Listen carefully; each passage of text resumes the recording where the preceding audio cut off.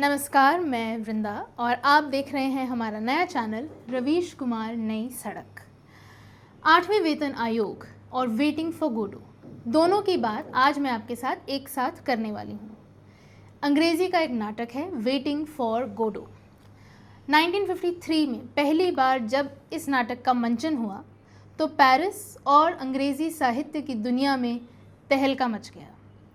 इसलिए नहीं क्योंकि इस प्ले में कुछ ऐसा हो रहा था, मगर इसलिए क्योंकि इस प्ले में कुछ भी नहीं हो रहा था। इस नाटक की शुरुआत में दो किरदार व्लादिमीर और एस्ट्रागोन गोडो नाम के एक आदमी का इंतज़ार कर रहे होते हैं। गोडो कौन है, क्यों आने वाला है, कहाँ से आने वाला है, कब आएगा और आकर क्या करेगा, इस बारे में किसी को कोई जानकारी नहीं होती। गोडो का इंतज़ार होता रह जाता है और वो कभी आता ही नहीं। नाटक खत्म हो जाता है लेकिन गोडो नहीं आता। इस नाटक की व्याख्या में गोडो के कई अर्थ निकाले गए हैं, मगर अंतहीन इंतज़ार की जो सच्चाई इस नाटक में दिखाई गई है उससे हर कोई राज़ी होता है। ज़िंदगी में कभी कभी आपको किसी चीज़ का अंतहीन इंतज़ार करना पड़ता है। कुछ ऐसी चीज़ें भी होती हैं जिनका वादा आपसे किया जाता है मगर वो आपको कभी मिलती ही नहीं। वो आपके कंट्रोल से बाहर की बात होती है। दिल्ली चुनाव से मात्र 3 हफ्ते पहले एक वादा किया गया, 8वें पे कमीशन का वादा। सरकार ने देश भर के 1 करोड़ से अधिक सरकारी कर्मचारियों और पेंशनर्स को ये वादा दिया कि 8वां पे कमीशन लागू होने वाला है, जल्दी होगा। खुद प्रधानमंत्री मोदी ने अपने ट्विटर हैंडल पर इसकी घोषणा की और उनसे कुछ ही घंटे पहले सूचना प्रसारण मंत्री अश्विनी वैष्णव ने मकर संक्रांति की बधाई देते हुए ये घोषणा की थी कि 8वां पे कमीशन भारत में लागू होगा। अखबारों के पहले पन्ने इस बड़ी घोषणा से भर गए। जनवरी में घोषणा होती है और फरवरी में दिल्ली में चुनाव होते हैं और फिर शुरू हो जाता है नाटक वेटिंग फॉर गोडो। टीएमसी सांसद सागरिका घोष के सवाल के जवाब में सरकार ने ये बताया है कि अभी तक 6 महीने बाद भी 8वीं पे कमीशन को नोटिफाई नहीं किया गया है। मतलब पे कमीशन का काम शुरू होने से पहले ज़रूरी ये है कि सरकार उसकी अधिसूचना जारी करे, उसे नोटिफाई करे। अगर अधिसूचना ही जारी नहीं हुई है तो इस घोषणा को आधिकारिक कैसे मान लिया गया? 6 महीने से ज़्यादा बीत गए और सरकार ने अभी तक नोटिफाई नहीं किया। दिल्ली में सरकारी कर्मचारियों की तो काफ़ी बड़ी संख्या है, करीबन 4 लाख। तो इस घोषणा के पीछे का मकसद कोई भी समझ सकता है, लेकिन केंद्रीय कर्मचारियों के संगठनों ने भी कभी ये नहीं पूछा होगा कि 6 महीने हो गए, 8वें वेतन आयोग की घोषणा हो गई, अभी तक आयोग का गठन क्यों नहीं हुआ? चुनाव खत्म हो गया और बात भी खत्म हो गई। गनीमत यह है कि किसी सांसद को याद रहा और उन्होंने सवाल पूछ लिया। वित्त राज्य मंत्री पंकज चौधरी ने संसद में जवाब दिया है कि सरकार द्वारा 8वें केंद्रीय वेतन आयोग को अधिसूचित कर दिए जाने के बाद आयोग के अध्यक्ष और सदस्यों की नियुक्ति की जाएगी। मतलब इस आयोग का अभी तक गठन भी नहीं हुआ है। मंत्री जी ने बताया कि रक्षा मंत्रालय, गृह मंत्रालय, कार्मिक एवं प्रशिक्षण विभाग और राज्यों सहित प्रमुख हितधारकों से इनपुट मांगे गए हैं। आयोग निर्धारित समय सीमा के भीतर अपनी सिफारिशें देगा। अब आप उस समय की हेडलाइन याद कीजिए जब ये घोषणा की गई थी। कहा जाने लगा कि जनवरी 2026 से ये लागू हो जाएगा। अखबारों में क्या चमकती हुई हेडलाइन आने लगी थी। सरकारी कर्मचारियों को मिली खुशियों की सौगात, सरकार ने दिया तोहफा। अब हजारों कर्मचारियों के घरों में जलेंगे घी के दिए। मोदी सरकार ने एक तीर से साधे कितने निशाने। राजस्थान के कर्मचारियों के लिए अलग से हेडलाइन आई कि वहाँ के कर्मचारियों की बल्ले बल्ले, एमपी में हो सकती है सैलरी दुगनी, दिल्ली में हुआ खेला, 4 लाख लोगों की बढ़ेगी सैलरी। ये सब कुछ उस समय की हेडलाइन का हिस्सा है जो मैं आपको पढ़कर बता रही हूँ। मीडिया में कितना उत्सव मनाया गया, जगह जगह कैलकुलेशन चलने लगी।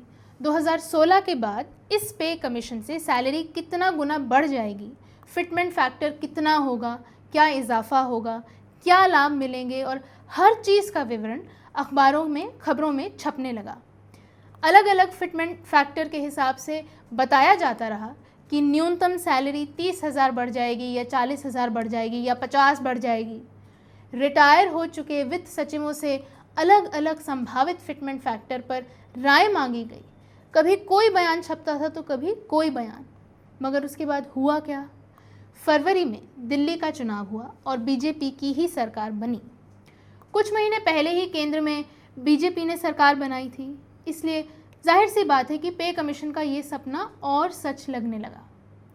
7वें वेतन आयोग का कार्यकाल 31 दिसंबर 2025 यानी इस साल के अंत में खत्म हो रहा है।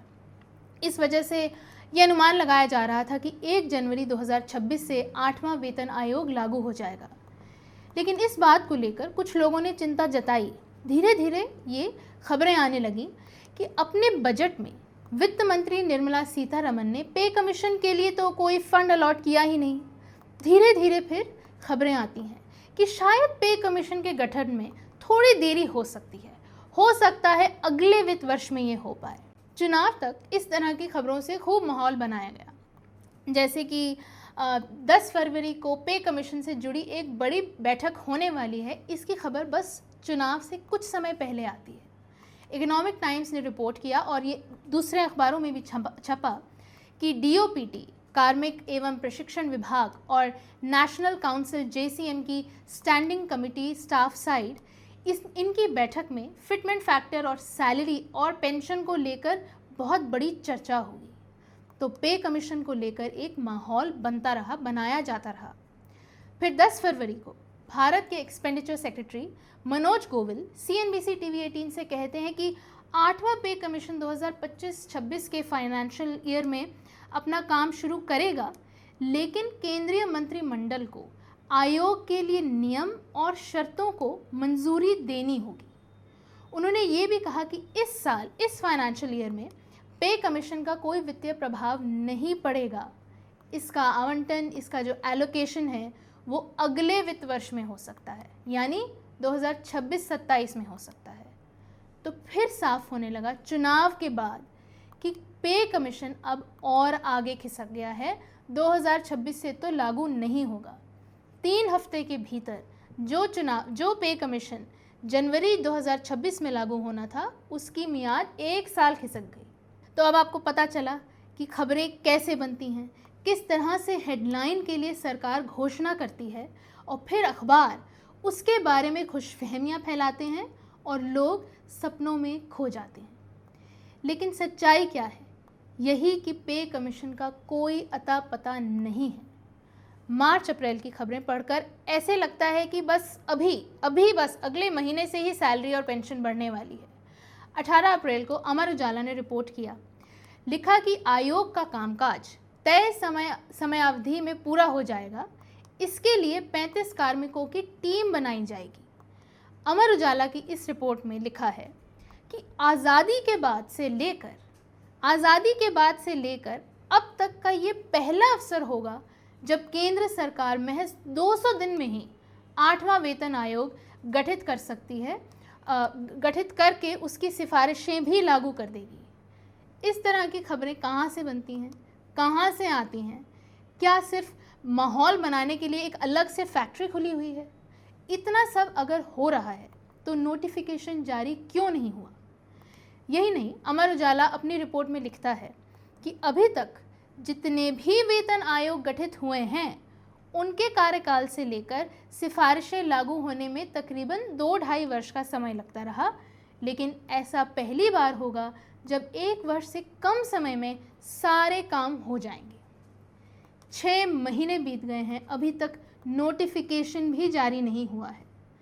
200 दिनों में सारे काम कर लिए जाने का दावा छप रहा था अखबारों में, और अब 197 इतने दिन गुजर चुके हैं, बीत गए हैं, नोटिफिकेशन तक जारी नहीं हुआ। आप कमेटी बनाने की और चेयरपर्सन तय करने की तो बात भूल ही जाइए।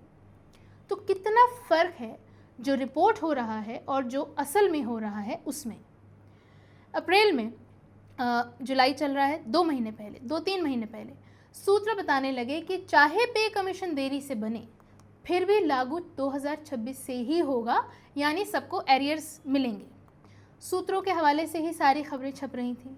फाइनेंशियल एक्सप्रेस में रिपोर्ट हुआ कि आयोग के चेयरमैन और 2 प्रमुख सदस्यों के नाम लगभग तय हो चुके हैं। आज तक चेयरमैन का अता है ना पता है, क्योंकि आयोग का ही कुछ अता पता नहीं है। सूत्रों के हवाले से ही छापना है तो आप कुछ भी छाप सकते हैं, कुछ भी छापा जा सकता है। लेकिन सच वही है जो सागरिका घोष के सवाल ने उजागर किया है। लेकिन ऐसा नहीं है कि सिर्फ एक पे कमीशन का ही वादा आया गया हो गया। लोकसभा चुनाव से पहले प्रधानमंत्री मोदी ने नए अंदाज में एक चुनावी वादा किया था। एक फ़ोन कॉल में उन्होंने बंगाल के कृष्णा नगर की उम्मीदवार अमृता रॉय से कहा कि मैं एक लीगल एडवाइस ले रहा हूँ। बंगाल में ईडी ने करीब 3000 करोड़ रुपया अटैच किया हुआ है। उन्होंने कहा, और ये फ़ोन कॉल हर जगह वायरल हुआ, प्राइम टाइम डिबेट्स में चला, अखबारों में इसके बारे में रिपोर्टिंग हुई। इस फ़ोन कॉल में प्रधानमंत्री मोदी कहते हैं कि ये गरीब आदमी का पैसा है और मैं लीगल एडवाइस लेने की कोशिश कर रहा हूँ कि नई सरकार बनते ही ये पैसा मैं बंगाल के उन गरीब लोगों को वापस कर दूं जिन्होंने ये पैसा दिया है। सरकार तो बन गई, लेकिन क्या बंगाल के लोगों को पैसा वापस मिला? उस बयान का क्या हुआ? क्या लीगल एडवाइस ली जा रही है? सिर्फ एक रोज़ वैली स्कैम के मामले में ऐसी खबर देखने को मिली कि 500 करोड़ रुपया बंगाल, उड़ीसा, असम और त्रिपुरा के पीड़ितों में बांटा जाएगा। लेकिन वादा तो 3000 करोड़ का किया गया था, खुद प्रधानमंत्री मोदी ने किया। उस पैसे का क्या हुआ? सरकार बने 1 साल से अधिक समय हो चुका है। क्या प्रधानमंत्री मोदी को बंगाल के गरीबों की याद नहीं आती? तो आपने देखा कि पहले घोषणा होती है, घोषणा करके सरकार भूल जाती है, फिर मीडिया तरह तरह से उस खबर को छापता रहता है और सपने जगाता रहता है, और फिर एक दिन मीडिया भी भूल जाता है। तभी एक सांसद सवाल पूछ देती है और सरकार कहती है कि हमने तो नोटिफिकेशन भी जारी नहीं किया। इसी तरह घोषणा हुई, सपने जगाए गए। पहले कब हुआ? नोटबंदी के समय, जीएसटी के समय सबके खातों में 15 लाख का भी सपना दिखाया गया और अच्छे दिनों का सपना भी दिखाया गया। कितने अच्छे दिन आए ये तो आप ही बेहतर जानते हैं। इसीलिए मैंने आपसे शुरू में वेटिंग फॉर गोडो की बात की। आपकी हालत भी व्लादिमीर और एस्ट्रागॉन जैसी हो गई है। किसी के आने का वादा है, लेकिन इंतज़ार अंतहीन है। मीडिया जितनी खबरें नहीं दिखाता, उससे कहीं ज़्यादा मीडिया की खबर रखनी पड़ती है। मैं वृंदा।